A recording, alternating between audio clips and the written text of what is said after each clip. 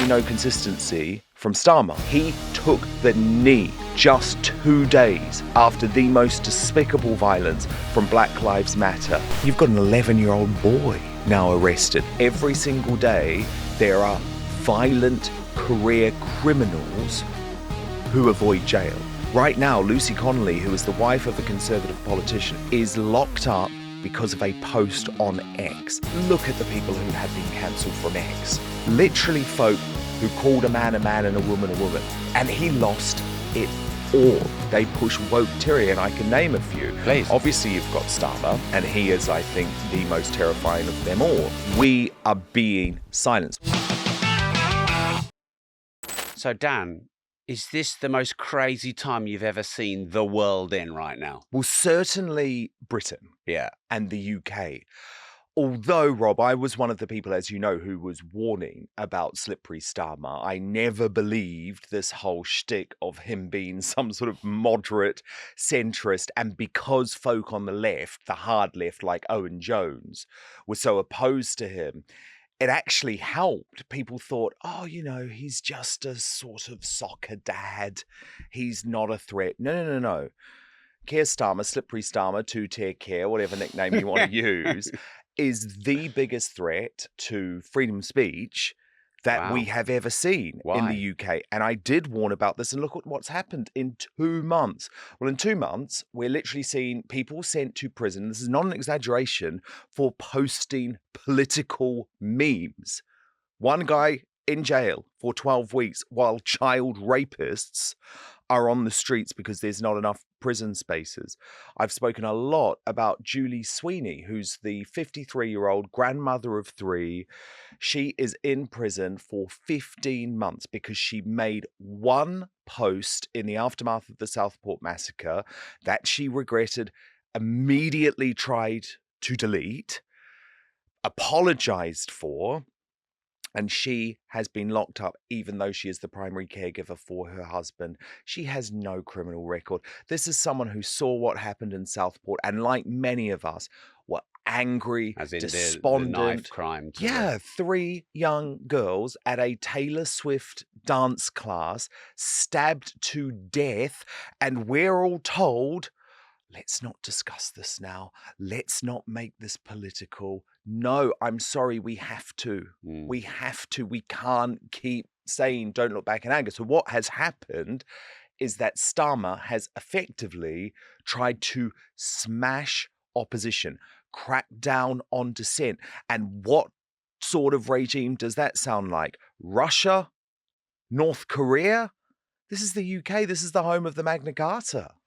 So let me play devil's advocate. Because people are saying he stopped the riots. Yes, for now. So you think he's not stopped the riots? Well, riots tend to have a flashpoint for a very short period of time anyway. And I will point out, and for me personally, this is really important, I am very consistent when it comes to violence. I come from a family of law enforcement. I respect the police. I am consistent that violence against the police in a society is unacceptable. That's not to say I'm not very critical of the police when they get things wrong, but I have been consistent about this, Rob. So if you go back to 2020, I was one of the only people calling out the sick violence at the Black Lives Matter demonstrations and riots. I called out the pro-Hamas demonstrators. I called out the Just Stop Oil violence, the Extinction Rebellion violence. So I'm consistent, but there's absolutely no consistency from Starmer when it comes to this. He took the knee just 2 days after the most despicable violence from Black Lives Matter in the middle of Westminster. So he is the one that is not consistent. So you think he's just picking people and... Because... Well, he's trying to smash the working classes. And yes, he has scared them. Of course he scared them. He scared all of us. Is it strategic to put a 57-year-old, 58-year-old woman in? Yep. Because then you think, oh, it could be anyone. Could be anyone. So that's not just conspiracy. You think that's a strategic pick? Well, there's been a lot of ordinary folk who have ended up in prison. I mean, It's not just Julie. You've got retired train drivers. You've got pensioners who just went down to the march at Westminster and happened to yell in the face of police officers. You've got an 11-year-old boy now arrested. This has been a very strategic thing because I'm sorry, in this country where there are no prison places left, every single day there are violent career criminals who avoid jail. Right now, Lucy Connolly, who is the wife of a Conservative politician, a Conservative councillor, is locked up in prison on remand. So this is before she's pled guilty, before any trial, again, because of a post on X. Now, it wasn't a good post. I'm not defending these posts that people made in the They're heat of the hateful. moment.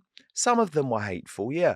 But what it was is it was folk trying to express their absolute fury about having been ignored by the establishment for years when it comes to mass immigration into this country, both legal and illegal, a complete failure of multiculturalism. And look, we're weeks on now from the Southport massacre. At the time, Starmer said, this isn't the moment to have a conversation about those issues.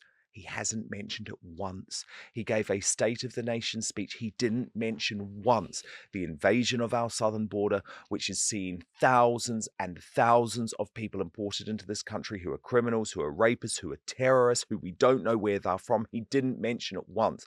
So he has tried to smash dissent and smash opposition. Obviously, it will make people think twice in lots of ways, but will it in the long term change the fury and the anger that is bubbling under in the UK? No, it won't. So, of course, I recommend people are very strategic. I don't recommend that people are violent in any way. I condemn all violence. I also don't believe that people should spread hate. But do we need to have a discussion? Yes. And should free speech, even if it's hateful, be criminalized and see you end up in prison? No, absolutely not. That's chilling. For years, people have been asking me where I buy my watches. Many of you may know I'm a watch collector, I'm a watch investor, and those as an asset class have done me very well in the last 15 years.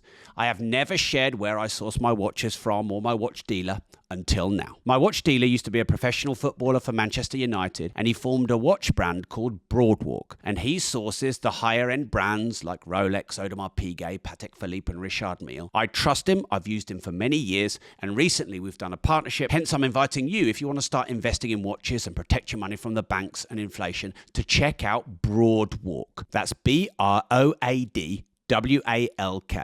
And the website is broadwalkgroup.com. The email is sales@broadwalkgroup.com. And please don't share this, but his number is 07496 878 153. Obviously, only message him if you're serious about buying and investing in the higher end watches. People have been asking me for years, and for the first time ever, you can get access to my watch dealer.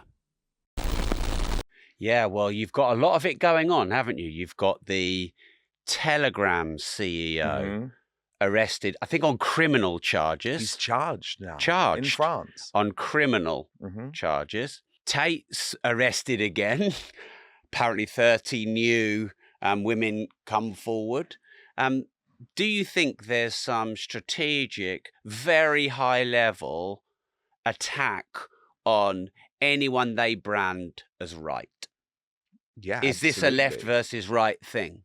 Well, I don't think it can be defined as simply as that anymore. I would define it as a right versus wrong thing. It's about independent thinkers who are against the globalist establishment. Sorry. Well, I mean, yeah. well, I was just going to say, on the whole, most of those folk are people who would be considered to be on the right. But I make the point. But no one who's considered on the left seems to be cancelled. No. Oh, no. No one. Of course not. Why can't we cancel Harry? Well, or the aforementioned Owen Jones, who has said some of the most hateful things, for example, in the wake of the October 7th terrorist attacks in Israel. So it's completely one-sided. But look, because then we also had the Mark Zuckerberg admitting 20 million pieces of content they deleted, including humour and satire about the C word and the V word that we can't say, otherwise this won't go up on YouTube. Still. Well, I was censored consistently and constantly, including on Facebook. You were And censored as yeah, well. yeah, because I was working on talk radio for that whole period, and I was incredibly against the narrative constantly and consistently every single day. And I was censored. Now, what I hope is happening is that Elon Musk has shifted the Overton window in terms of what is acceptable, because I found that letter from Zuckerberg extraordinary. But I knew it was happening. Of course, we all knew it was happening, right? Because they know they're going to get away with it when they talk about it 4 years later. Of course, it's terrible. I'm not excusing what Zuckerberg has done for a single second. He was pathetic, he was compliant, he was weak, and he was pro-censorship. So I'm not defending it at all. But what I'm hoping is that it marks a significant sea change. Because remember, Meta and Facebook, which also owns Instagram, has effectively WhatsApp. and WhatsApp has effectively got out of the news business. They don't want news content. They are scared of it. They're terrified of it. They want to stay away from that. But did this letter signal some sort of sea change in big tech? And I would say, if anything, that will have been sparked by Elon Musk's takeover of X. You see things change slowly. But obviously, what I hope for both YouTube and also Zuckerberg, well, okay, reinstate all of those accounts that you got rid of. Provide them compensation. Make sure that they are algorithmically back in the same place that they were before they were cancelled. I'm talking about Dan Bongino and Steve Bannon and all of those people They're never going who to do you that, cancel. are they? Of course they're not. No. Of course they're not. Never going to do that. So what's going on then with this war on free speech? Who's behind it and what's going on? I want to know. Well, I definitely believe that there is a specific movement, and it's very much led by globalists, and it's very much out of the World Economic Forum cabal of people like Soros and Tony Blair, to crack down on dissent that they believe stops their message being the predominant force in the world. And what you have to remember, for a long time, these people did have control of the message. The mainstream media has always been controlled. Now, it hasn't been as biased as it has become in recent years, but it has always been controlled. So even in recent years, look at folk who were cancelled in the UK specifically. Katie Hopkins, a great example of this. Her voice was erased from society. Now, what's happened with the rise of the independent media, with the rise of social media, with the rise of platforms like Telegram, and also with the complete lack of trust and faith that ordinary folk have in the MSM. And that's for a lot of reasons, by the way, but given we're speaking from the UK, you can look at Brexit, you can look at the pandemic. There's a whole load of things that smashed that trust. In America, obviously, it's very connected to Donald Trump. And as a result, they're panicking, they're freaking out because they're losing control. And so that's why you now see them going for Pavel Durov, for example, the chief executive of Telegram, because Telegram was an app that hasn't given in to the control, whereas most of the big tech billionaires have. And that's why, and people often mock me for this and think I'm stupid and think I'm embarrassing, but every single day I thank and praise Elon Musk for his takeover of X.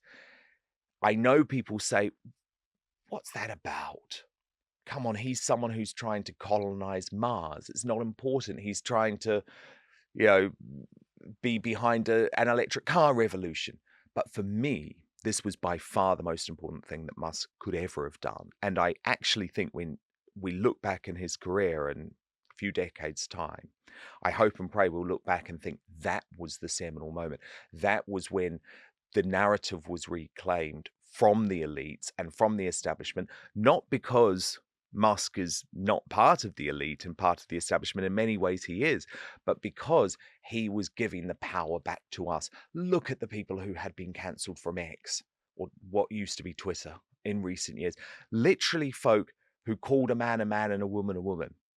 were erased, deleted from polite society. I mean, Graham Linehan, the creator of Father Ted, who has become a real advocate for women's rights, was literally erased from Twitter because he called a man and a woman, not with any form of hate speech attached to it, simply stating biological fact. As a result of that erasure from Twitter, he lost his career. He lost his place in the entertainment industry. His legacy was destroyed. Now, he was behind the very famous British comedies Father Ted and the IT crowd, or the It crowd, I never know which way it's meant to be said. But, very talented guy, and he lost it all. And so by Elon Musk claiming back our right for free speech, as I say, I hope that there is a shifting in the Overton window. What's in the terms of Overton what window? other big tech companies will do. So it's really about what is acceptable, what is considered an acceptable level of speech or policy, and it's shifted, and you can see that shifting happening before our very eyes with things like the Zuckerberg letter. But there's going to be a huge pushback. By who? Well, by the globalists, by the establishment, by the elites. And yes, often that is authoritarian left-wing leaders who present themselves as woke warriors, but in fact, I believe, push tyranny. They push woke tyranny, and I can name a few. Please. Obviously, you've got Starmer, and he is, I think, potentially the most terrifying of them all. But over the past few years, we've had Justin Trudeau in Canada, we've had Emmanuel Macron in France, we've had Jacinda Ardern in New Zealand. These are terrifying human beings who present themselves as part of the be kind left and have this impression of being kind and caring and compassionate leaders. But actually, when it comes to cracking down on dissent, they are the most terrifying of all. I mean, I believe now there are political prisoners in the UK, and you won't hear about it in the mainstream media. But I'm sorry, if you were imprisoned because you were challenging a political narrative, which is what some of these folk who are now behind bars did, then Like who? well, like for example, the guy from Sellafield who shared 3 memes. And these were memes like posting pictures of the boats, Aren't for memes supposed to be example. fun Of and course, funny? Yeah. but they make a very serious political point, don't they? And they're powerful. So does that mean they're going to imprison comedians when they talk about it as Well, well? Then, and exactly. where is our outlet to? Yeah, and the thing is, it's all well and good for the mainstream media, and this is what they say. They say, "Oh no, these were terrible people who were encouraging violence." But actually, there's a line, and to me, the line is very clear. Inciting violence has to be a specific threat against a specific individual or a specific place. If you are talking about an ideology or a type of person, that speech has to be allowed. Daylight is the best disinfectant. I mean, I'm very supportive of the fact that Substack, which is a platform that I'm now on, and I'm on it because I am absolutely passionate about free speech, has not even removed Holocaust deniers from the platform. Now, that gets the left absolutely up in arms. But actually, as soon as you ban that speech, as soon as you say that speech is too dangerous, actually what you're doing is you're driving it underground. You are turning folk into martyrs. You're making people believe that there is something to hide. No, allow people to have the discussion, allow people to be proved wrong. But what you're finding, and I think this is what's particularly chilling, is that now you have neo-Nazis and Holocaust deniers being lumped into the same category as me or Nigel Farage. And actually, we share views that the vast majority of the British public share. Sovereignty, belief in borders, the need to actually maintain a coherent culture, be that with the English language or Christian values. Now, that doesn't mean that we don't accept other religions, but it's about what our country was built on. That is not far right. But actually, I think it's going to become like the label TERF, trans-exclusionary radical feminist. And for a long time, that was considered like the ultimate insult. If you were called a TERF, you were cancelled, you were thrown out of polite society. Look at what happened to J.K. Rowling. But actually, over the last couple of years, and I'm one of these people who've said, no, that's not a bad thing. If you want to call me a TERF, great. It's not to say that you're against trans people living their life, but what it means is that you're saying there is a difference between a trans woman and a woman. There's a difference there. That's what a TERF is. So actually, I think if these folk on the left and the globalist establishment are not careful, they're going to say more and more people say, actually, who cares if you're going to label me far right or extreme right? It's meaningless. Are people I labelling know you I'm that not. then? All the time. They're calling you racist for talking about immigration. Of course, people call me everything. I mean, people call me homophobic even though I'm a gay man. People call me racist even though I believe in a colorblind society. People call me transphobic even though I believe in the rights for trans people to exist. I just think that they are not women or men, depending on what the case is. They are a trans man or a trans woman. So you throw your insults all you like, and my goodness, they do. But I know that I am with the majority, and I describe it as the silenced majority. We are being silenced. Well, this is part of the fight back. Your podcast is part of the fight back. What I've launched with Outspoken is part of the fight back, because the fight back is only going to happen if the mainstream media is destroyed, and it deserves to be destroyed. It is so dishonest and it is so corrupt. And remember, I say this as someone who worked in the mainstream media. For how long? For 2 decades. Right. Well, I want to come to your career in a minute, because you've got an amazing career in mainstream media. You asked me on your show, Outspoken, was I scared? Should you have been? No, Well, you loved it. Yeah. I mean, I want to ask you the same question before I share what my answer was, but are you now scared to speak the truth? I'm not. No, Really? I'm not. I'm genuinely What if they shut not. your YouTube channel down, though? Of course, that is a horrifying prospect, but I'm not scared because you can't be scared. You can't be scared. And I had Gad Saad, the Yes. Canadian professor, on my show recently, and I asked him about this. What should we do? And he used the analogy of the Normandy landings. And there is a similar thing there. Actually, we have to fight for free speech. Why should we have free speech if we don't fight for it? And he also made the point, Keir Starmer can only put so many of us in prison. There's only so many prison There's no places room left. left. In fact, there's no room in the UK. And it's not to say that you should be reckless or turn yourself into a martyr, but it's about thinking intelligent thoughts and sharing them without fear. Now, that's not to say that it did have a chilling impact. I mean, the weekend after the Southport massacre, where people were literally being locked up, I had friends who were arrested. So this has come very close into my world, into my orbit. I've seen people being destroyed and silenced.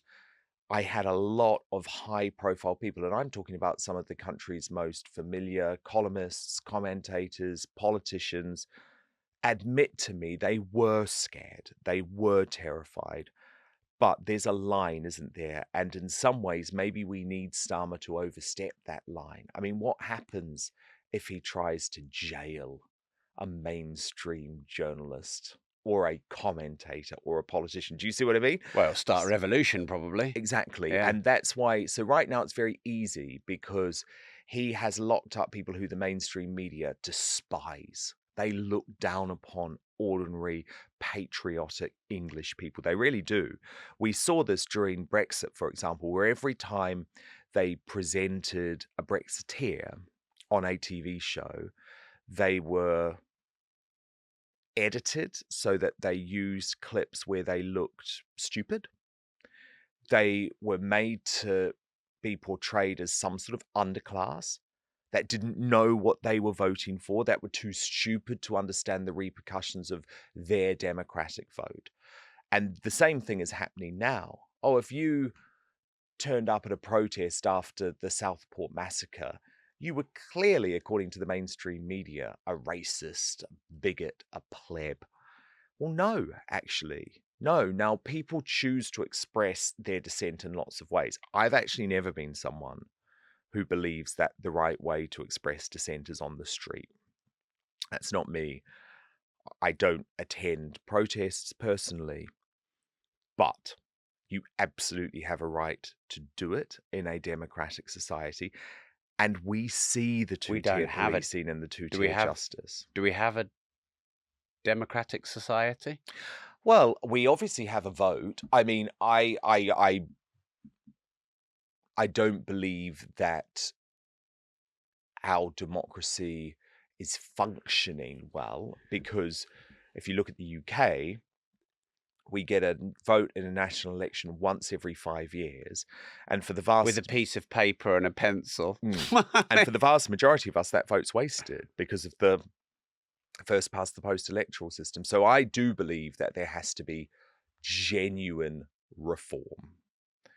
And I also believe there's a strong possibility that Nigel Farage could be Prime Minister by 2029. I actually believe that's the likelihood at the moment, which again, a lot of people will call me stupid for saying that.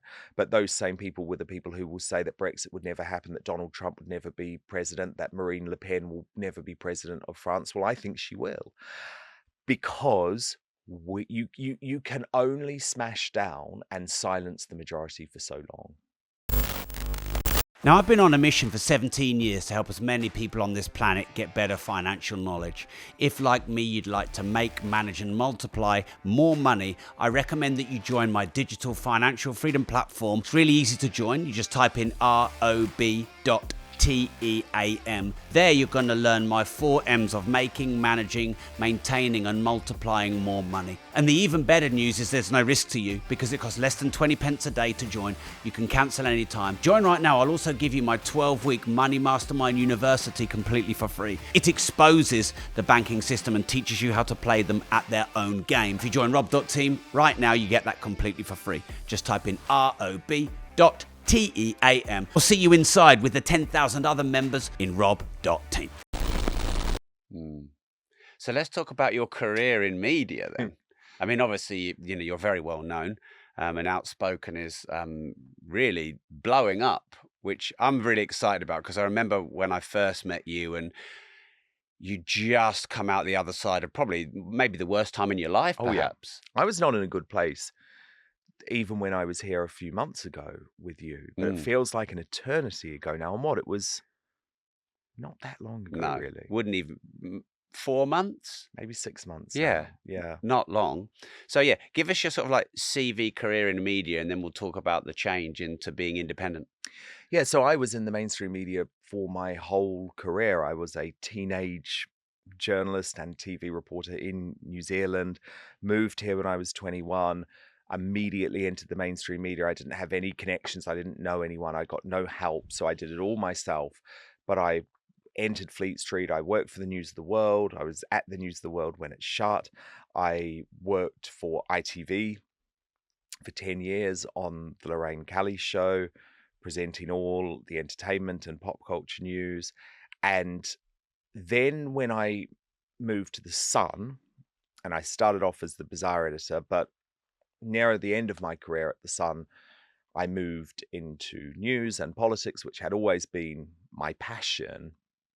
I started a show on talk radio, and I was there through all of 2020, which was a seminal moment. I became a columnist, and I left to become a launch presenter on GB News and a columnist for the Daily Mail online in January 2021, because I had lost faith in the mainstream media. I'd been losing faith for a while, but you can imagine 2020 smashed my faith and my belief, because I saw everything that was happening. And in some ways, I think people know it's quite boring to go over, but remember, newspapers were effectively paid by the government to stay alive because they'd shut all the shops. But what that meant is they were literally broadcasting propaganda on a daily basis. This is Wow. all factual. It's all paid for by ads, but it was only the governments that kept newspapers alive over that period. So I was ever so slightly being silenced. And so I believed in the need for GB News, which was, So you thought that would be independent? yeah, well, I knew it was going to be very different. And for a long time it was.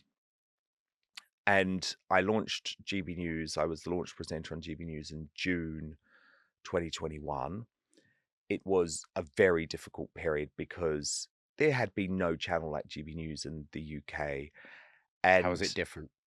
because we were all about a diversity of opinion. And at that point, that was so necessary. I mean, by the time I went on air, there was still all of the lockdown restrictions in place. It was mental. My first monologue, I was comparing what was going on in the UK to China and the fact that we were heading towards a biosecurity state, and people thought I was crazy. Well, I'm sorry, look at where we are now. But what happened with GB News is because the launch was so terrible, it was pretty much the worst launch, technically speaking, in British television history, is that for a long time, the left and the establishment just mocked GB News. They derided GB News.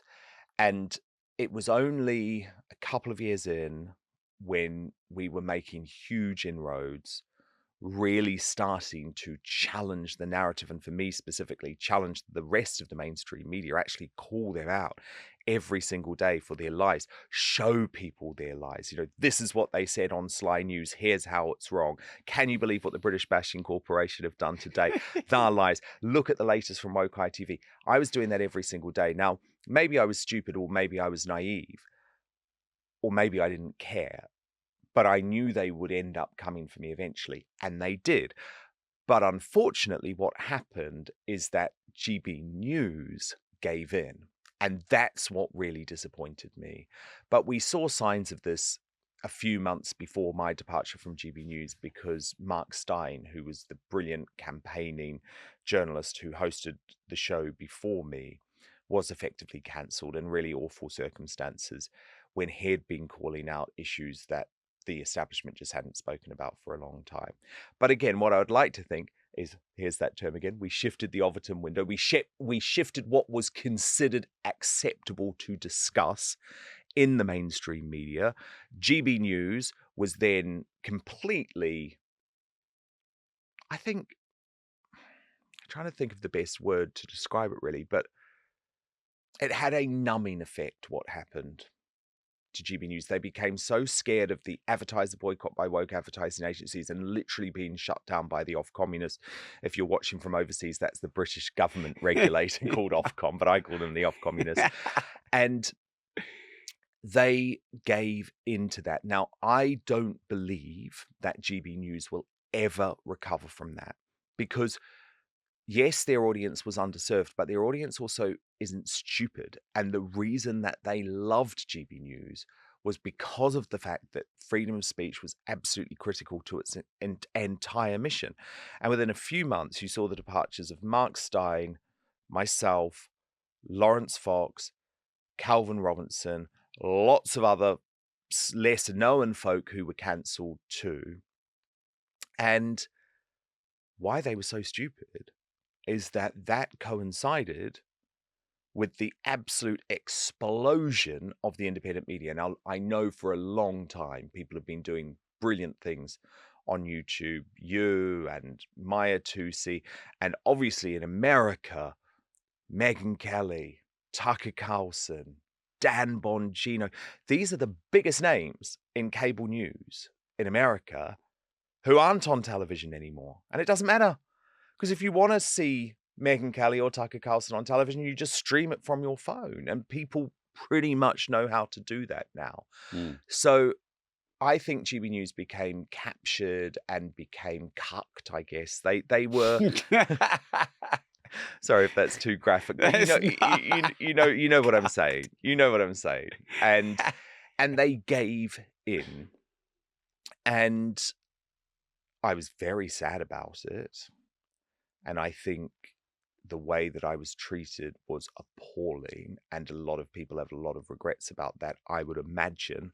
But I've moved on. I've moved on, and I genuinely have moved on. I'm not just saying that, because I have been given the most incredible gift to be independent now, to go directly to my audience and say, I am no longer controlled at all. I no longer have, I mean, for years and years and years, I had billionaires who were effectively pulling my strings. Now, I pushed back, and I pushed back every single time. But the problem is, they still have the power because, for example, when I was at The Sun in my last few months, eventually they started saying, "Oh, Dan, stop writing about the lockdown," and it was coming from on high. It was just like, this just isn't convenient for us, just stop writing about the lockdown. No, I didn't stop writing about the lockdown. I wouldn't stop writing about the lockdown, but there's lots of things they can do. They can move your articles back in the newspaper. They can give them less prominence online. There's lots of things newspapers can do to control their columnists. And actually, most columnists in the end give up fighting. And certainly the same thing happened near the end of my time at GB News, where there were lots of messages that were coming down from on high about what I should be doing. And I wouldn't be controlled. I wouldn't be. And I've never been good with authority my entire life, and it gets me in lots of trouble. But I think that's why this is now the biggest gift, though, Rob, because I am literally going out to my audience, my outspoken audience, every single day, both on Substack and with my independent show, which can be watched on YouTube and Rumble. And I'm saying, I am no longer controlled by anyone. Yes, I have to work within the ecosystem of social media, and we know what that's like with big tech censorship. But I make the point, the only way I can get around that big tech censorship through my own website and through my own Substack is by you supporting me, if you can, £5 a month. So the price of a cup of a coffee in London. I understand loads of people can't afford that, and that's why the vast majority of everything I do is free and available. But if you can support me, which thousands and thousands of people, thank goodness, are doing, allowing me to create a new media platform that is not controlled by anyone, I find it absolutely inspiring. And I look at where can people go to find that? so it's on YouTube, Dan Wootton Outspoken, and hopefully you'll put it in the show notes. Of course.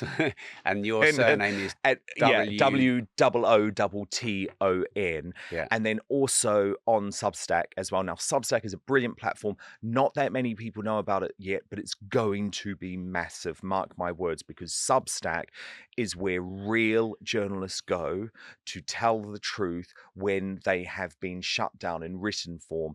And it's not left or right.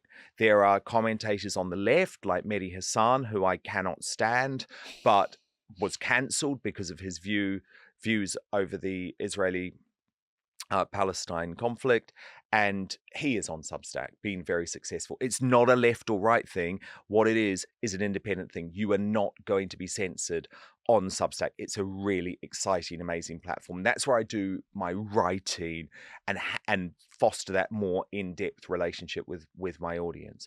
But I genuinely feel like this was the biggest gift now, because it's impossible for someone like me to be controlled. And that's what happened in the end. All of the jobs that I lost or left was because I was not prepared to be controlled. And every mainstream broadcaster or columnist, to an extent, is controlled. And a lot of them are my friends, but they will say to me, "Oh, Dan, I couldn't say that. The chief executive spoke to me about that. The editor spoke to me about that because the investor had spoken to them about this. And that, you understand why I can't post this on X. I respect you for doing so, but I can't get involved in that discussion." I'm not calling those people out. But what I am saying is that it's such a gift for me to no longer have that. And I hope people can see and feel now that I'm not controlled and I'm not working for any billionaire. I am only working for the audience. And this is the future of media, by the way. I mean, I speak about her a lot because she's such an inspiration to me. But what Megyn Kelly has done in the US is absolutely phenomenal. Her show, which is available on YouTube, now on a monthly basis receives more views than every major mainstream broadcaster in the UK. in the US, sorry, NBC, CBS, CNBC. I mean, that Wow. is extraordinary.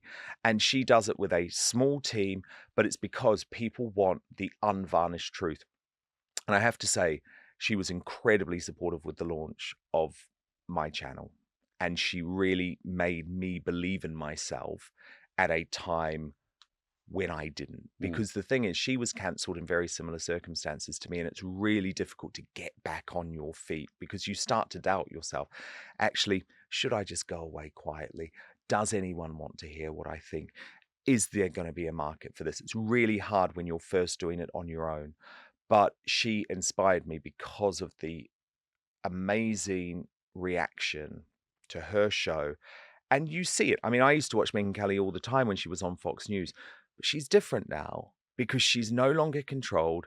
She says whatever she thinks, and there is such a power in that. So you've mentioned a few times these billionaire investors.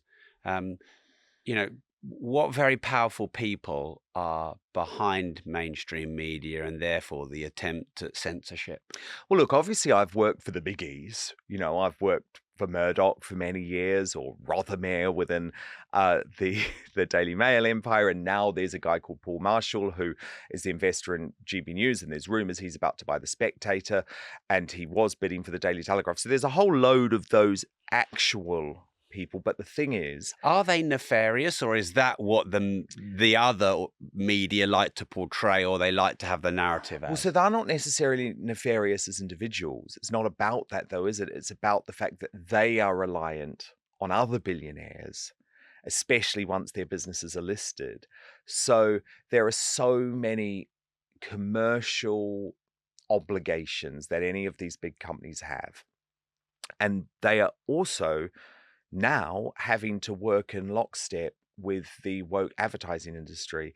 And it's something that people don't talk about because it doesn't feel like it's particularly relevant to conversation, but I promise you it is. So do you mean the advertisers are pushing the narrative? Oh, absolutely. Absolutely. And the And that's why you love advertisers, Elon Musk, because he yes, told Disney to go fuck F off. themselves. F off. Go fuck your cat. Just F off. So Because good. honestly, the woke advertising agencies, Rob, I mean, they are the absolute epitome of the metropolitan elite, both in the UK and the US. What does this mean? So it means they all think in the same way. They are all champagne socialists. They are completely out of touch with the lives and the challenges facing ordinary Americans or ordinary British people because they are personally wealthy, but they look down on the plebs because these people never have to worry about their Their electricity child's bills. education because they're at a posh private school. And they never have to worry about, oh, is it actually safe for my child to get on the tube to go to school because they might be stabbed because they're being driven to school. So they have no idea about the issues that are facing ordinary people, but also they're just all captured and they're all scared and they have the mob mentality. And that mob mentality means they don't want to allow controversial opinions to thrive.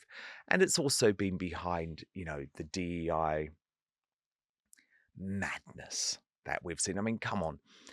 There's such thing as overrepresentation, and that has all been driven by the ad agencies. So let's just be honest about it and be frank about it. The UK remains a predominantly white country. Yes, it's diverse, and I believe that there should be diversity which matches what the population is. I've always been for that. But if you look at any advertisement now on British TV, you would believe that we live in an 80% ethnic minority country. And that's wrong, isn't it? Diversity is meant to mean that you equally represent what society is. It would be very weird if in Namibia, 80% of the advertisements featured white people. That would be odd, wouldn't it? So they are behind, the advertising industry is behind this absolute push towards trying to convince us that Englishness is bad and that it's bad to be proud of what it means to be British traditionally. And the problem is these media organizations, even the ones that maybe have quite good intentions in some ways, they are completely beholden to these advertisers, completely beholden. So Andrew Tate, I thought about not asking this question because I guess everybody in the world asks this question, but actually you're highly qualified to answer, I believe, because you've been in mainstream media for 2 decades. Is he being set up? I think he is, absolutely. There has been a desire to shut Andrew Tate down. He got too powerful and he couldn't be controlled. And it's absolutely terrifying when you see the establishment come for someone. Now, I'm not comparing myself to Andrew Tate. We're obviously completely different characters, completely different human beings, come from a completely different heritage and history. But I do know what it's like to be shut down by the establishment. Genuinely, in July, August last year, so 2023, the establishment wanted me off television. They wanted me off mainstream media. They amplified complete lies in order to do that, including, by the way, launching a spurious police investigation. And so this is what you see happens. Wow. It's possible for police investigations to be launched on false allegations, but if that is the message that is pushed out by a compliant mainstream media, you can completely destroy someone's reputation within days. And with Tate, it's like that on speed. Now, that's not to say, by the way, that I think that everything that Andrew Tate says or does is a good thing or that I agree with it, but I absolutely agree with his right So to you be think able these to say it. you think these police investigations are spurious? I think they are. But I think the bigger point is you have to look at when they happened, why they happened, who is behind them happening, which media organizations report on them. Because what you also have to remember, and there's very little conversation about this, but the police, especially in the UK, are completely reactive to the media. And the media is left-wing and establishment.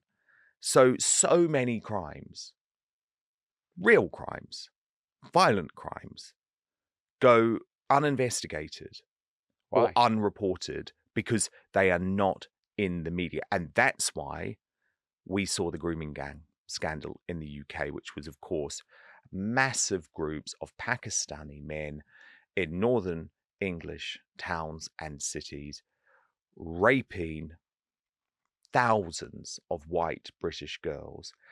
And there was no political desire to prosecute because the mainstream media for years was not interested in the story because they were worried that if they reported on it, if they focused on it too much, they would be accused of racism.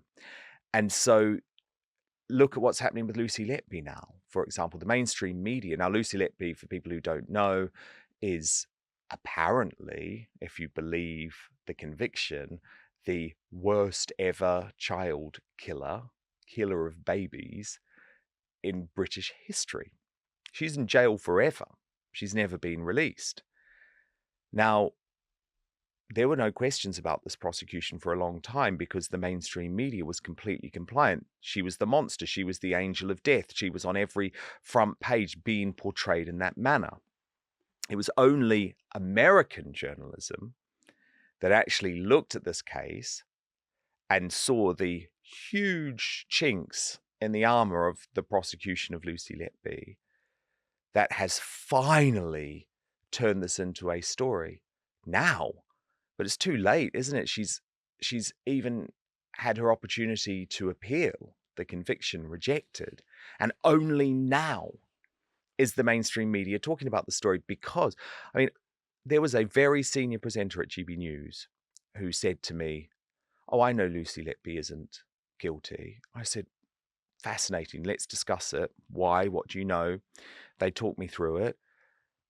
And I said to this presenter, wow, this is really fascinating. Will you talk about it? Nope, wouldn't talk about it. Still haven't said one word about it because people are too terrified to be the one that goes against the narrative.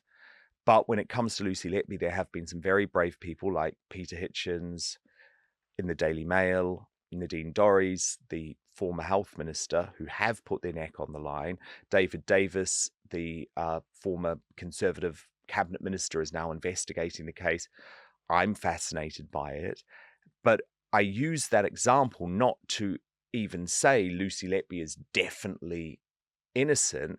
What I say is that it was impossible for Lucy Letby to receive a fair trial, and the mainstream media only wanted one result. And so then the establishment, the police, they find that really easy to just go with the flow. And it's the same thing with Andrew Tate, isn't it? Everyone in the establishment wants Andrew Tate shut down.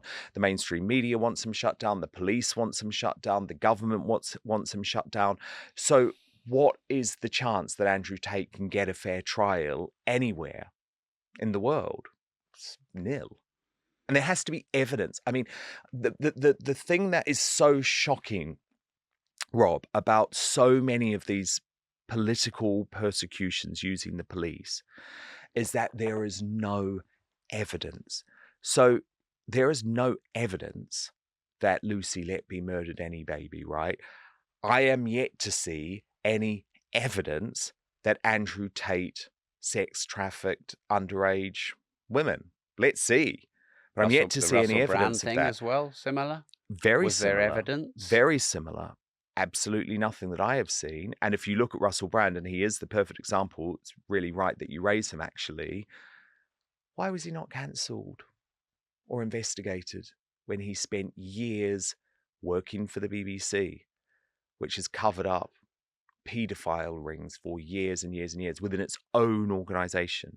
Why is it that Russell Brand is only targeted by the mainstream media and the establishment and the police when he speaks out against the narrative, when he speaks out against Big Pharma, when he speaks out against big tech control, when he speaks out against the war in Ukraine? He's targeted then, but when he was considered to be on the left, working for the BBC, supporting the establishment message, he was never targeted for his personal life with women.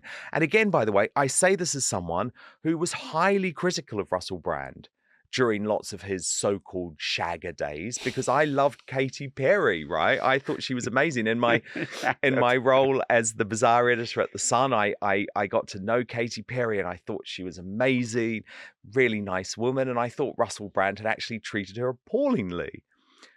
But that's very different to being criminalized because you're a shagger. I mean, every woman in the industry seemingly wanted to shag Russell Brand at that time.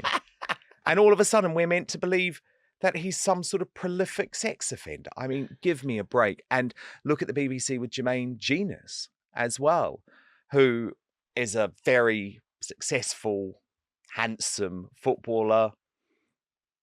Yes, he sent some messages behind his wife's back. Shouldn't do that, should you? But he's been lumped in the same category by BBC management as Hugh Edwards, who is a paedophile in their midst, who they covered for 2 decades. I mean, the hypocrisy, the moral hypocrisy of the BBC is actually off the charts. If this organisation, if the BBC was a private company, it would have been shut down decades ago. They have literally covered up for the worst paedophile in British history, in Jimmy Savile. There was a paedophile ring operating for decades. Jill Dando, the very famous host of Crime Watch, who was murdered in the 90s, whose case has never been solved, was, I believe, attempting to expose the paedophile ring at the BBC. She ends up dead. We don't find out about what she knew or what she was investigating even now, even though her friends have spent the past 10 years raising this possibility.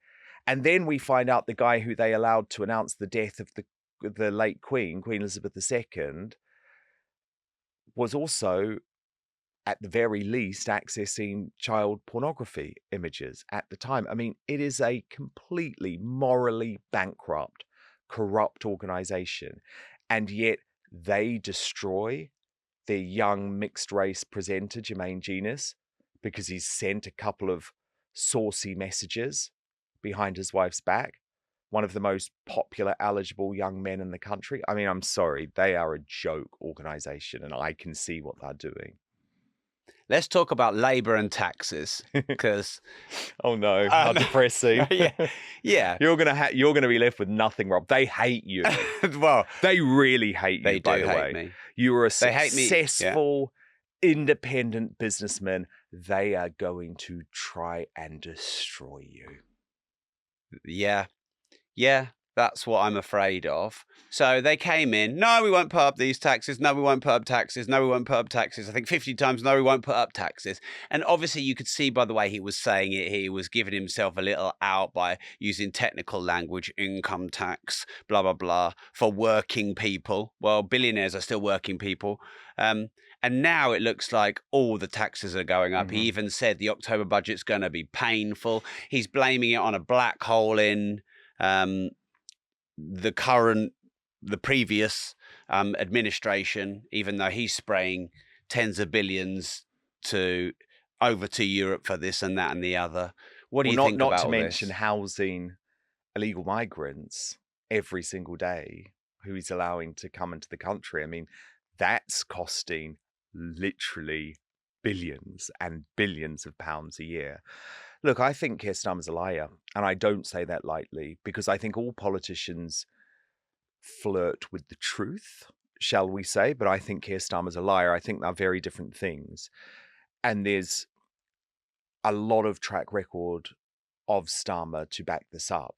So when he became the leader of the Labour Party, he ran on a hard left manifesto, and he had 10 hard left pledges. And that was how he was able to win over the Corbynistas in his party and win enough votes to become leader. As soon as that happened, he pretended that he wasn't on the hard left, buried all of those pledges in order to be elected. Now, lots of people within Labour said, oh, this is the real Keir Starmer. He was just lying during the leadership election because he wanted to be palatable to the left. Now, I was warning on my GB News show for years, no. That's the real Starmer. Starmer is a commie. You know, he's a communist type. He doesn't believe in independent wealth, unless it's for him, by the way, because remember, he has a gold-plated state pension because of his time working as Director of Public Prosecutions, when, by the way, let's just remember to link to our previous conversation, he did not charge Jimmy Savile, which we're all meant to forget too. We're only meant to praise Starmer for the positive things he did as Director of Public Prosecutions, but we're meant to not blame him for the fact that during his time in charge of the organisation, Jimmy Savile was let off. So make of that what you will. But no, he's coming for all of us who are trying to be independently successful, who are trying to launch small businesses, who are trying to send our kids to private school because the education system run by the state is so appalling. He is a true hard left guy, and everyone was suckered in by him. But the problem is the Conservative Party allowed this to happen, because I completely disagree with Peter Hitchens, whose argument was the Conservative Party is terrible, but we have to vote for them anyway because life under Starmer is going to be so bad. And I didn't do that, Rob. So I'm very open. This is the other thing. I'm very open with my vote because I believe journalists lie and try and hide their political allegiances. So I'm very open and honest with my audience about my vote because I think it's important that they know. And I supported Boris Johnson, voted for Boris Johnson, supported Liz Truss. I think she was treated terribly, and effectively they wanted her gone because she was about to challenge the deep state. I did not support Rishi Sunak. I thought he was a globalist shill who would destroy the Conservative Party. Well, look at what happened. He was a globalist shill who destroyed the Conservative Party. So, at the last election, I voted for Nigel Farage's party, Reform UK. It wasn't an easy decision because I did know that my vote was wasted in a way. It was wasted in terms of actually electing an MP. But it sent the most important message to both the Conservative Party and the establishment that we are coming. A revolution is coming. Reform is coming. And it's going to be hard. And I love Nigel, but he's not perfect. And there are things that Reform have to do. But there is so much anger and resentment out there about the state of our country. There is a realistic possibility that Reform UK could be in government by 2029, that Nigel Farage could be in Downing Street by 2029. A lot has to go wrong and a lot has to go right for it to happen. If you see what I mean by that, a lot has to go wrong with the country. I think it will. But a lot has to go right. Farage has to be like Trump. He has to be laser focused on this. It has to be his full-time job. He has to be completely passionate because it's hard, and he has to build up the party. It cannot be a one-man band. Nigel is an amazing independent operator, but this is a big challenge. He needs strong candidates in every seat up and down the country. He needs a political operation behind him. It's not enough to just have his force of personality in a first past the post system. And then we have to see what happens with the Conservative Party. And actually, it has to go wrong for them as well. But I think that's happening because I look at the Conservative candidates who are putting their hand up to become leader. I like a couple of them. I think a couple of them are good. But they're not actually talking the talk in terms of revolution, because that's what's required here. It needs to be such a bold plan to save Britain. And I think the only politician who has the strength of character and also the personal following to pull it off is Farage, because Farage is our Trump. He's hated in the same way that Trump is hated by the establishment, but he's beloved and he's powerful by the silent majority. So it's in his hands, though. Yeah, a lot can happen over the course of 5 years. We know that. I mean, 5 years ago, Boris Johnson thought he was heading for 3 terms. So a lot can happen. A lot can go wrong. A lot can go right. And somehow the right in the UK has to be united as well. And of course, the Conservative Party at the moment are going down this path of, no, we need to destroy Farage. Well, I think that's naive. But let's see. But for me, it wasn't enough to vote for the Conservative Party after they had betrayed us so badly, just because Starmer was going to unleash merry hell. So what's the solutions to this? I talk a lot about the things that are wrong in Britain, the police, the NHS, especially the economy, because that's my focus as an entrepreneur. And it seems we can get stuck in the narrative of everything that's broken. What are some solutions? Obviously, you've said reform and, the type of leader you think. What other solutions are there we can all focus on? Well, I guess like you look at it from an economic perspective, I look at it from a media perspective. And I think it's absolutely critical. The only way that revolution can happen is if there is a significant challenge in this country to the establishment. And what is the mouthpiece for the establishment? It's the mainstream media. So there's small things that people can do. Stop paying your license fee. Stop paying your BBC license fee. If we all do that, and by the way, that's going to save you, what is that now, 150 quid a year? I mean, it's a ridiculously exorbitant amount of money. And I don't know because, but use that money and support the independent media. Support your Katie Hopkins. Support the people who you feel give you a voice. Use that BBC money to help change the conversation in this country. And it is only the growth and the explosion of the independent media that will do that. That has happened in the US, by the way. Donald Trump ushered in a complete new era of the media. And if you look at the types of interviews that Trump does, he's doing a lot of podcasts absolutely. now. Yeah, and because fun ones, not just serious ones. Absolutely, because where do people in America now get their news? Not from NBC, ABC, CBS, CNN. We know they're lying to us. You know, but there are amazing alternative options that are well funded and well supported, and they are the people that will give Donald Trump a fair crack. And so I think we need that same sort of network in the UK. So I guess if you're saying what practical things can people do? So for me, I'm not about going on the streets. That's not my approach. I understand that other people do. I respect some of the very positive protests, like, for example, the Uniting the Kingdom Day, which was hosted by Lawrence Fox and Tommy Robinson.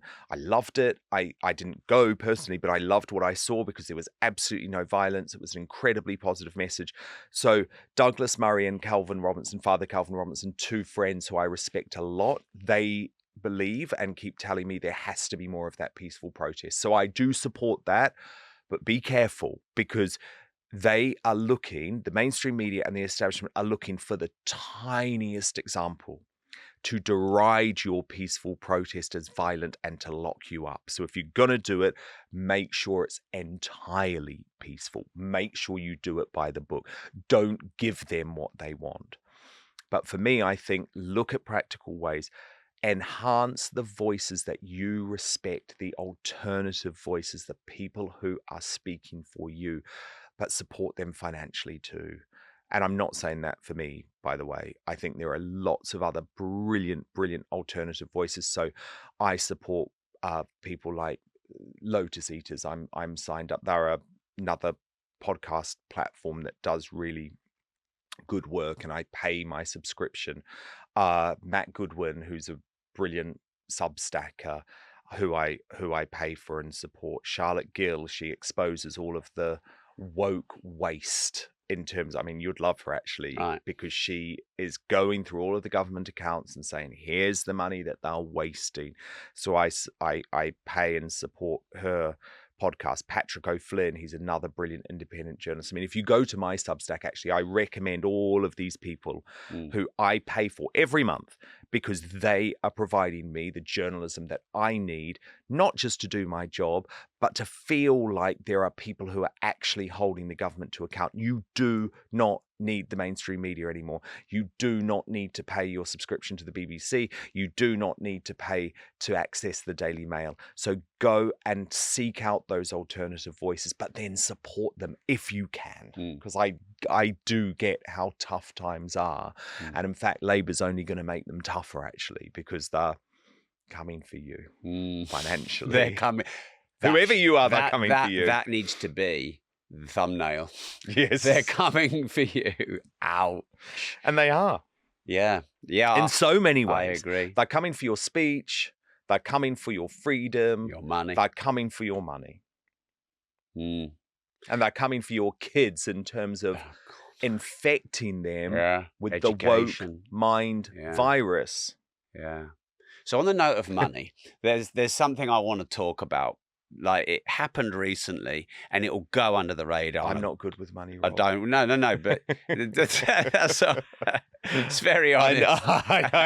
I need someone like you in my life. Yeah, well, I'm in your life. Tesco just made 40 cafes cashless. Yes. They banned cash. Oh, yes, I'm big on cash. Yes. And I'm very scared of a cashless society, because I think that's control on so many levels. And people are just blissfully going, oh, but it's convenient just to tap my phone. Yeah. Which it is. It is, but it's not really inconvenient for me to give you a tenner and you to give me a fiver back. And they're saying, oh, they want to reduce wait times. But what about all the elderly people? What about the people who don't have bank accounts? These millions of people who rely on cash, like literally rely on it. And then what about freedom and surveillance and, social credit system and all this? What do you think of these big companies? Starbucks, you can hardly pay cash Yeah. anywhere now. What do you think of this cashless society move? Is it a real thing? Should we be scared? We should definitely be scared. And I guess I should put on the table that I used to get this one so wrong because I was all about the convenience. And actually, one of my heroes in life is Bjorn from ABBA, and he's the nicest man. Just absolutely love him. And he convinced me actually that it was all about convenience. His son was mugged for cash, and there were lots of good principles behind what he was doing. So in 2020, I was like, okay, yeah, I get this, but my goodness, I was wrong, because look at what Justin Trudeau did to the truckers. Yeah. He literally took away their bank accounts. Stole their money. Yeah. A cashless society is so terrifying. So as I say, I mean, over the past 4 years, I have become such a proponent for cash. I personally carry cash now. And I think people don't realize you have to be awake to the absolute tyranny of what a cashless society leads to. Because what does a cashless society lead to, Rob? It leads to a social credit system, a Chinese-style social credit system where the government can take away your money depending on how well you behave. Because and what's the easiest way to control you? Control your money. Yeah, of course. And the thing is, even more than speech. Yeah, I think. and the thing is, well, absolutely. And we joke, don't we, about them running out of prison places, but that is serious. That's happening. So there are other ways where they could punish you. Do you see what I mean? So maybe bad tweets or awkward posts on Facebook. £100 just went out of your account. Yeah. Or we're going to stop you accessing your savings for a certain period of time. We don't want you to leave the country, so we've frozen or capped the amount. Yeah. And that is the way a social credit system works. So fight back, support people where you can. Independent businesses. Cash. Buy from independent businesses, pay cash where you can. But it's hard. It's hard because what do you do when you go into Starbucks or, I don't know, I'm trying to think of something cashless. Joe and the Juice is a cashless place. And I like a Joe and the Juice shake. Yeah. So what can you do? And obviously, well, I suppose Deliveroo and Uber and Amazon, all of those outlets don't accept cash. But I suppose it's like eating healthy. You're allowed a dessert every now and again. Although it's the majority of your behaviour. Yes, although I do respect folk who say they just will not. No sugar. They just will not. Yeah, and I really respect that. And it's hard though. I mean, trying to live a life only on cash now is hard. Of course, and you need bank accounts, and like you have your direct debits, and I'm not saying I'm against bank accounts or banks. But look at Katie Hopkins. She doesn't have a bank account now. We spoke about that, didn't we, on my show? Because she is so terrified, quite rightly, after what happened to her, of the government being able to take it away. Oh, yeah. Look what happened to Nigel. Debanked. And his family. And he tried 9 separate banks to open and couldn't. It was only going public, exactly. And Andrew Tate, they shut all of his banks down, his merchants, just before midnight on New Year's Eve, all at the same time. Well, that's what he told me. So and that's why, again, I place a lot of faith, I guess, in Elon Musk, because what I hope he will do, because he wants to turn X into an everything platform, which a lot of people are scared about. But for me, I'm not, because I want an alternative. And what I am confident in is that PayPal, his former company, will cancel folk. And so if X becomes a payment alternative or an email alternative, or whatever it happens to be, then there's less chance of being in a place where there is no option. Because there have been sensible moves. For example, when Patreon cancelled the Sargon of Akkad, Carl Benjamin, that's what sparked Dave Rubin in the US into creating Locals, which is now a really powerful platform for independent thinkers to be able to receive payments from their audience. So sometimes it's cancellation that actually creates something better, but it's not easy. No. Ask Katie Hopkins, who's still being cancelled at venues around the Yeah, just UK. happened to her, didn't it? In a church, Mm.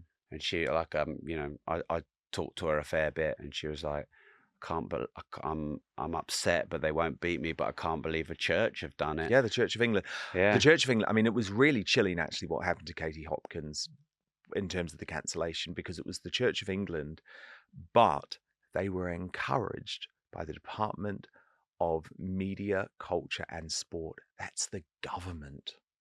That's the Civil Service. That's the blob. That's the establishment. And it's very terrifying when you think of that. yeah. What a fascinating time. I will just say Mm, one thing because I do. I don't like too many labels, but I will label myself an entrepreneur. mm. What an amazing opportunity for change, to stand up, to speak out, to look at the solutions, maybe decentralization. I mean, media's needed this forever. Yeah. And you've been in it. And with decentralization, you've got decentralization of money with Bitcoin, decentralization of media with podcasts and, people like yourself and myself. And then, of course, the bigger players. And it's messy and it's a bit of a scrap, and the legacy media are trying to shut you down, but in the end it becomes more democratized. I hope I so. love decentralization. As much as I'd love to go, I want to wipe out all my competition, I know my competition are good for me. That they keep me honest Yeah. and real, and we must all push for decentralization, for competition, for free markets. Otherwise, it'll be communism.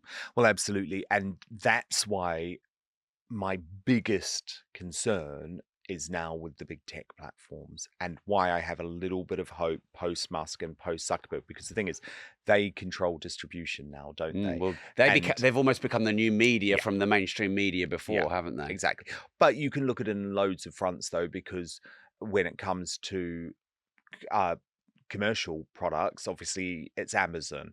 When it comes to music and podcasts, maybe it's Spotify or Apple. So that's why it's very, very important that where you can, you directly support the Mm, content that you consume as well, yeah. because that then empowers. I mean, Mm, some people don't need it, maybe Joe Rogan and Megyn Kelly don't need it. They're happy to run on an advertiser funded model, but there are people you can support and things you can do to try and keep that ecosystem strong. But I hope that we will have distribution channels in the future, Rob, that are formed on a basis of free speech. So as I say, that's why I love X, but it's also why I've chosen to put a lot of my time in building a platform on Substack, because, oh my goodness, I cannot tell you how amazing it feels to be part of a platform where free speech is at their very core, and they do not give in to the cancel culture mob. Because once you've worked for organizations, for me, the Daily Mail and GB News, that will literally throw you to the wolves, regardless of your success, regardless of your loyalty, regardless of what your viewers and readers want, because of the mob, it becomes even more important to be on platforms where you are not going to be cancelled in that way. mm, Now, do I feel that way about the platform that we're currently broadcasting on? Not yet. But I hope that in the future I will. I hope this Zuckerberg letter marks a bit of a sea change, a mm. bit of a change for the big players like Google and Facebook. But time will tell. And so that's why I've supported a smaller platform in Substack, because Mm, it's more important to me that they believe in free mm. speech. So here's an interesting question. I ask this a lot on the show. This would be good for you. £1,000,000 cash there on the table now, or 1,000,000 engaged followers? Which one do you choose and why? Oh, that's really interesting. But I think 1 million engaged followers. So hopefully get me to that, please. And that's so interesting, and that's so brilliant, because it's about what you can do with Mm, that audience. That's what's powerful. mm. And it's not about making money. I mean, for me, I mean, you'll probably be horrified by this, Rob, because you're an entrepreneur. So as I say, I'm really bad with money. I have never once in my life been driven by money. So for me, I'm driven by my work. I'm driven by what I do. And I just want the freedom to be able to do it. And that's what's so frustrating as a But if you're good with creator money, like if me you're at the good with moment. money, it'll give you the freedom I to do know, that. I know. And I do get that. And that's why, I asked you for a lot of advice and will continue to do so. But I guess what I'm saying is I'm like, just leave me alone. Just give me the freedom. Stop trying to cancel me. It's so frustrating because actually just allow me to do what I do. It's not harming anyone. It's not a danger to anyone. It's empowering ordinary people to have a place where they feel like they're supported. They feel like they're listened to. They feel like they're not reported down. They're not reported down to. But we know that's not how the world's operating at the moment. No, it's not. What's a secret you've never shared or a story you've never told? I think people will be interested. Well, some people who have followed my career might be interested in this. I get, you always get asked a lot what the people who you worked with were like. And I obviously worked with Lorraine Kelly for 10 years, and I became one of her very close friends and was sort of like part of her family. I would be there just before Christmas and at the family gatherings, and she has a very small circle. And as I say, I've only asked this because you're asking for a secret or something I haven't shared. And she never supported me when I started speaking my mind and wow. went public. And that was really tough. I'm not going to lie. That was really tough and really, really disappointing. But I feel a bit bad for sharing it, but there you go. But I think you shared it. You didn't criticize her. You shared how you felt. Yeah. Which I think is a respectful way to be. Well, you just shared your opinion, I think. Yeah. Yeah. So because that was, I imagine you could unleash a bit more if you wanted to. yeah, it was just very sad for me because obviously she was incredible for my career for a long time and she supported me a lot. And I did amazing things on that show for 10 years, flew around the world and interviewed the biggest names from Taylor Swift to Madonna. And, it was a great time in my life.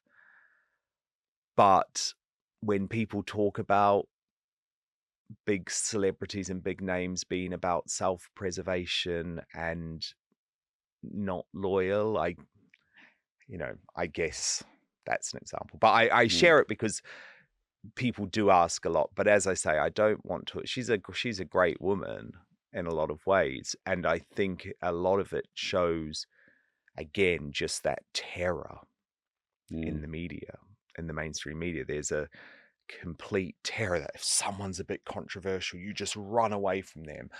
But the reason I think that it's really hard for me is I'm the opposite to that. And I'm not just saying that. You can, anyone who knows me knows I am such a loyal person.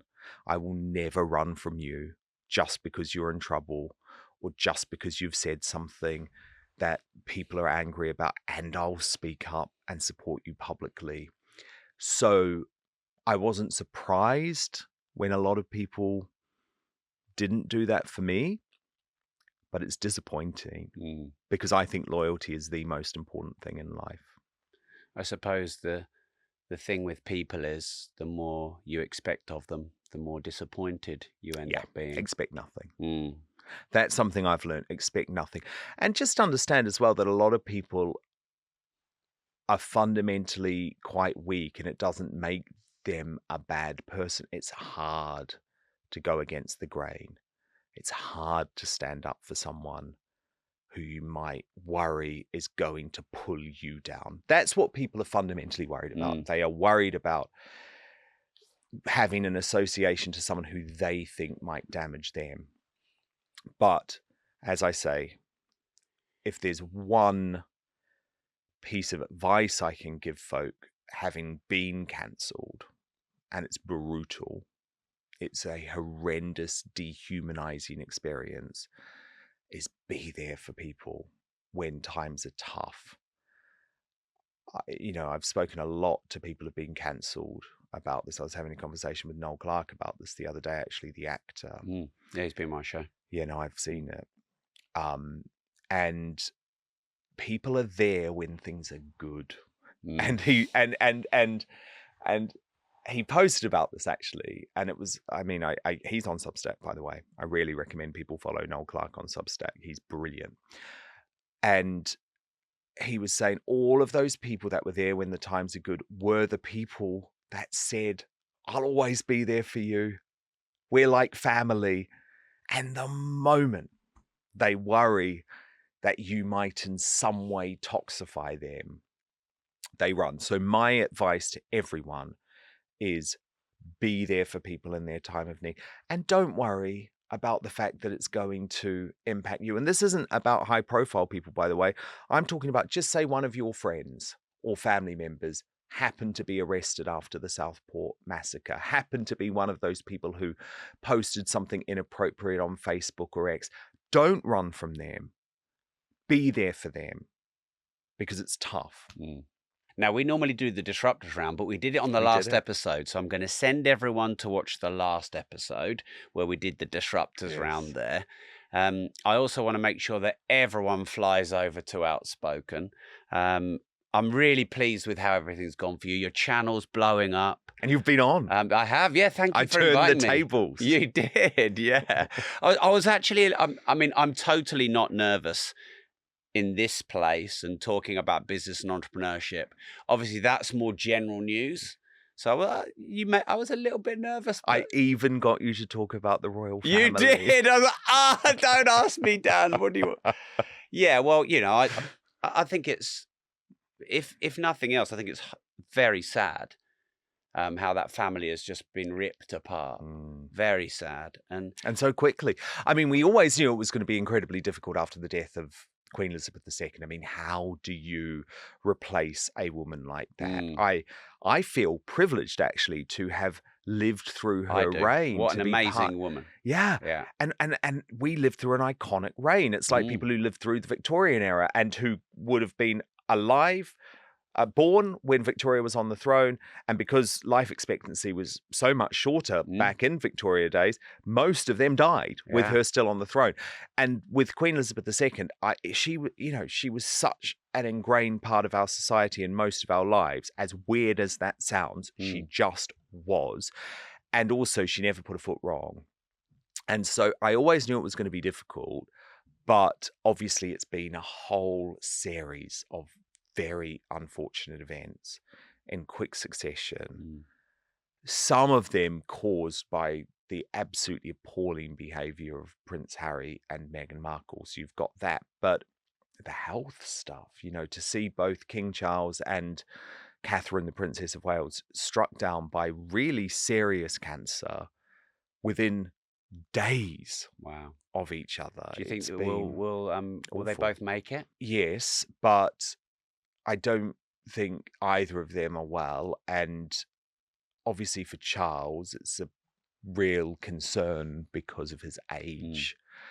And look, Charles, I don't support a lot of what Charles does, and I have been outspoken against him at times, but I absolutely respect him as king. And I don't think he has put a foot wrong as king. He's been very careful. He's listened to advice. On the whole, he stayed out of political issues. Even when it came to Southport, the way that he dealt with it was pitch perfect. And I think it went against his instincts. And you've got to think there's a cruel irony, isn't there? You wait to get the top job for 7 decades. And within a couple of years of having it, when you've got so much energy, he's always been so focused on his health because he knew that his mum would live a long, fulfilled life, and he can't do the job because of cancer. It's very sad for him. Yeah, and that makes the whole Harry thing sadder. So I wasn't going to talk about this on the show, but we'll have this as the last little bit, because I mean, you're one of the most informed people in the country, I think, on the royal family. I feel a bit like nervous to say this, but my job is to kind of challenge. Yes. And I think I partly believe this to be true. there's a part of the human side of me that has a lot of deep sympathy for Harry. Like, I remember watching his mum's funeral and him and William walking behind, thinking, no young boy should ever have to go through that. And losing your mum that young must be so hard and would just mess you up. And so and then, you know, how the British media can be quite hounding. And I imagine his life wasn't made very easily. So there's a part of me that has this sympathy for the guy. But then I go, well, look at William. He's not trying to break the royal family apart. Am I right to have any sympathy for him as a human, or is he just ruining everything? Well, I think you can definitely have sympathy about what he went through as a teenager, without any doubt. That was absolutely appalling. And as a result, he became the most popular member of the royal family. I mean, people forget Harry used to be, in a few surveys, and this was shocking at the time, he was the only royal, other than his own mother, who obviously was an icon, who sometimes would rate with the public as being more popular than the Queen, the late Queen Elizabeth II, which is extraordinary. He seemed to have quite a fun, cheeky personality at times. People adored him. And so the thing is, Rob, this guy, as a result of that, and as a result of his immense privilege. So yes, it's terrible that he went through that tragedy in the public eye. But Rob, come on, a lot of people in this world go through absolute trauma and horror as children and have to then pick back up and live their life. And they do it without the privilege and opportunity of Prince Harry. Well, maybe his privilege is the problem, because I look at privilege like that and I don't think it's a privilege. I think it's a curse. I would hate to have been born in the royal family. I earned everything that I've got. And I sometimes wonder if that's a curse. Well, I think it is a curse in a lot of ways. And I certainly would not want that life. So again, I think it's possible to have sympathy and empathy for him over that. But you knew there was a but coming. Well, no, the but is, I'm a real family man, and nothing would ever come between me and my blood relatives, ever. Ever. Now, I know not everyone has that relationship with their family, but Harry did. He had a unique bond with his brother, especially after what they went through. Yeah, it was rocky. It's rocky. A lot of sibling relations are rocky, but it was a unique bond. And his dad had done his best as well in difficult circumstances. And when you think about what Harry has now done to his family, it's unforgivable. It is truly unforgivable. And the problem is now he's trying to worm his way back in. This was always going to happen. What, because he can run out of money, probably? Run out of money, but also have regrets. Yeah. Basically, all of a sudden, he's starting to think about his father's mortality and thinking, goodness gracious me, I spent 4 years taking this guy to task at every opportunity. But I'm sorry, you have to think about that when you make decisions in life. Life is short. Look at what he did to William and Catherine. Catherine's then struck down with cancer.